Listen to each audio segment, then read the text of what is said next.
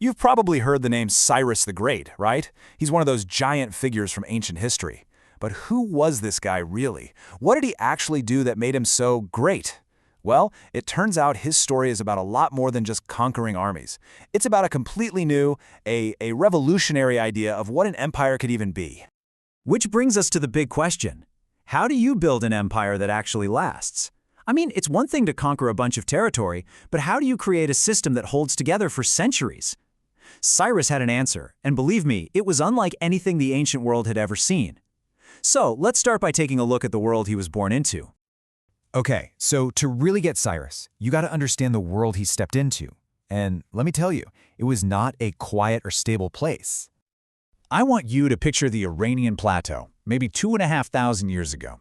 The old, mighty Assyrian Empire had collapsed, and the whole region was basically a chaotic free-for-all. It was a messy chessboard of rival kingdoms and tribes, all fighting for a piece of the pie, a world of constant conflict. Now, out of all that chaos, two main groups really mattered, the Medes and the Persians. The Medes, they were the big dogs, the regional superpower calling all the shots. And the Persians, well, they were a much smaller vassal kingdom. They were the underdogs, owing loyalty and tribute to the Median king. And it's right there, from that underdog position, that our story really kicks into high gear. It all starts with a rebellion that would literally change the course of history. And this is our guy, Cyrus II, king of a small Persian territory called Anshan. His family line went all the way back to a legendary figure named Achaemenid. But here's the twist, and this is something straight out of a historical drama. His grandfather on his mother's side was Astyages, the king of the Medes, the very man he was supposed to be serving. So around 550 BCE, Cyrus makes his big move. He rebels against his own grandfather, and you know what? He wins. But here's the really crucial part, what he does next. He doesn't slaughter the Median nobles or burn their cities, no. Instead, he unites the Medes and the Persians, merging them into one powerful new force. This wasn't just him being merciful, it was an absolute masterstroke.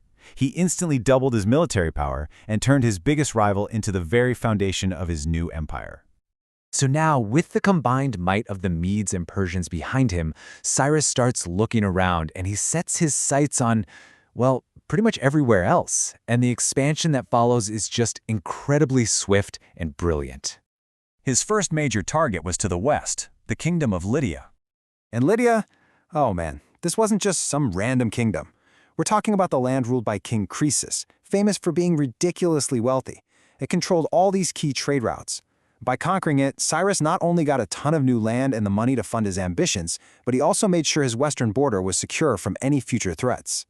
After locking down the West, he turns his attention to the true heavyweight champion of Mesopotamia, the jewel of the ancient world, the legendary city of Babylon. In 539 BCE, his army is at the gates of Babylon. And the final conquest, it's almost weirdly easy. The story goes that the people inside, who weren't big fans of their own king, pretty much just opened the gates for him. He took the most powerful city on earth with almost no fight at all. And this right here, this is where the story pivots. This is what separates a great conqueror from a truly legendary founder. Because what Cyrus did after his victories is what really set him apart and made sure his empire would last.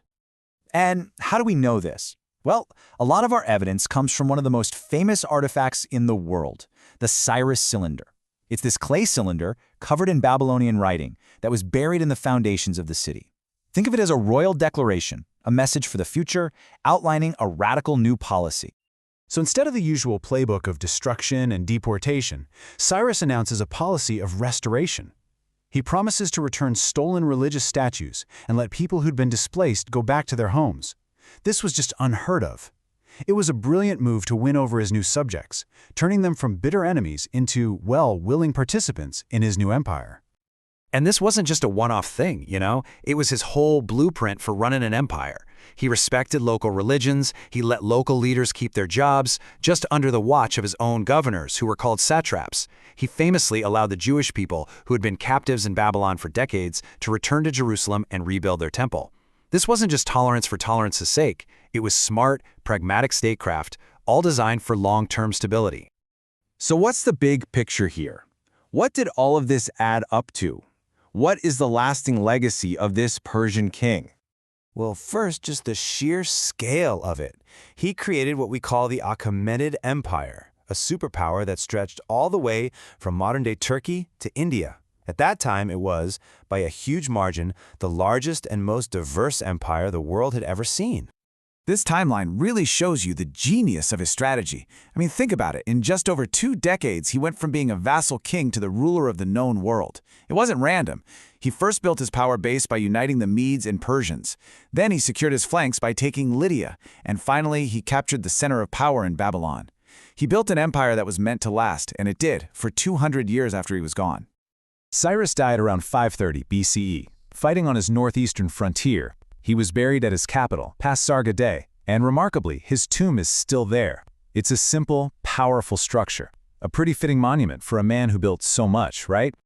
And that brings us to a final, powerful thought. His legacy is so unique that the Cyrus Cylinder is often called the world's first charter of human rights. Now, that's a modern label for sure, and historians love to debate it. But what you can't debate is the revolutionary idea it represents, that an empire could be built not just on power, but on respect. That a ruler could be seen not just as a conqueror, but as a liberator. An idea from 2,500 years ago that, honestly, we are still grappling with today.